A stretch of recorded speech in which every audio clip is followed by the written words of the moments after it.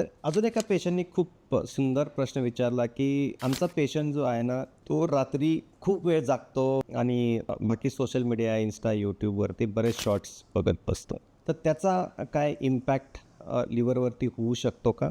अशा बऱ्याच प्रश्न म्हणजे ऑपरेशनच्या अगोदर, ट्रान्सप्लांट नंतरही बरेच पेशंट्स अशा प्रकारे रात्री जागतात. तर मी एक सांगू इच्छितो, की लिव्हर हे रात्री 1 ते 3च्या दरम्यान रिपेअर होतं. म्हणजे स्वतःची काळजी स्वतः घेतं किंवा स्वतःमध्ये काही बिघाड असेल तर तो रिपेअर करतो. तर रात्रीची झोप हे तुमच्यासाठी खूप खूप महत्त्वाची आहे. तर रात्री योग्य वेळेमध्ये मी तर असं म्हणेन की 9-10 पर्यंत तुम्ही झोपायला पाहिजे. लवकर जेवायला पाहिजे आणि त्याच्यामुळं जर लवकर आपण जेवलो, झोपलो तर लिव्हर रिपेअर होईल. लिव्हरमध्ये जे काही आपण स्टेबल करणार आहोत, ट्रान्सप्लांट नंतर त्याचे रिपेअर होणार आहे ते योग्य प्रकारे होईल.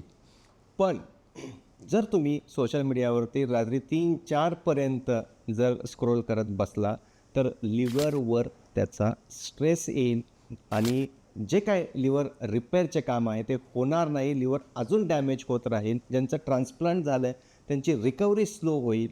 तर नक्कीच रात्रीची झोप खूप महत्त्वाची आहे.